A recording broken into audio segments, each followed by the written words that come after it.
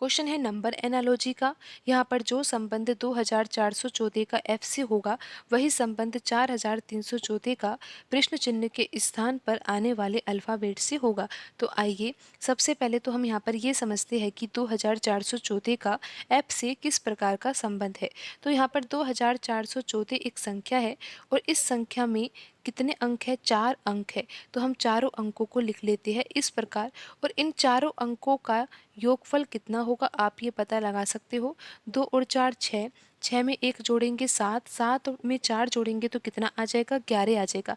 अब यहाँ पर 11 आ गया है और आपको ये पता है कि यहाँ पर अल्फ़ाबेट एफ लिखा हुआ है ना, और एफ का अंग्रेजी वर्णमाला में क्रमांक क्या होता है।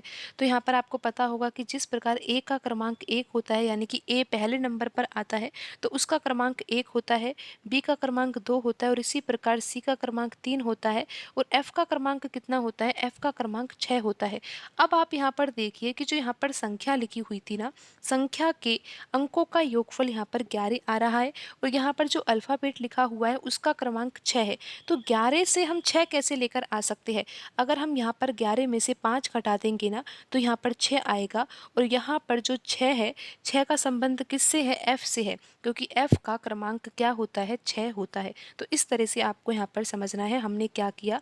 यहाँ पर जो ये संख्या दी हुई थी, संख्या के अंकों का योगफल हमने निकाला, कितना आया, 11 आया। फिर हमने ये समझा कि यहाँ पर जो ये f लिखा हुआ है, f का संबंध ही तो इस संख्या से है, तो f का क्रमांक तो 6 होता है, लेकिन यहाँ पर योगफल 11 आया है। लेकिन हम यहाँ पर 6 तो प्राप्त कर सकते हैं ना, 11 में से 5 घटाकर यहाँ पर 6 आ जाएगा। तो अब आप देखिए यहाँ पर लिखा हुआ है 4314, तो इस संख्या के अंकों का हम योगफल निकालते हैं और देखते हैं कि कितना योगफल आता है। तो आप यहाँ पर देखिए कि कितना आ रहा है, 4 और 3 7, 7 में 1 जोड़ेंगे 8, 8 में 4 जोड़ेंगे तो कितना आएगा, 12 आएगा। यहाँ पर अंकों का योगफल कितना आ गया है, 12 आ गया है। फिर आप देखिए कि यहाँ पर हमने क्या किया था, जो यहाँ पर योगफल 11 आया था ना, तो 11 में से हमने 5 घटाया था, तो यहाँ पर भी 12 में से हम क्या घटाएंगे, 5 ही घटाएंगे। तो यहाँ पर कितना आ जाएगा, 7 आ जाएगा।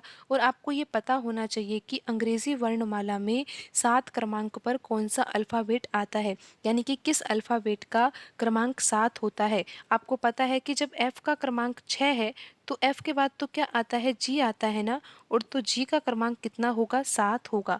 उसके बाद एच आता है, एच का क्रमांक 8 होता है। इसी प्रकार आगे बढ़ते हैं और जेड का क्रमांक कितना होता है, 26 होता है।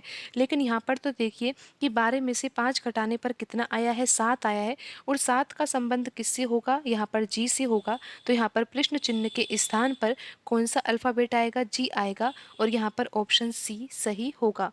यहाँ पर ऑप्शन सी सही होगा।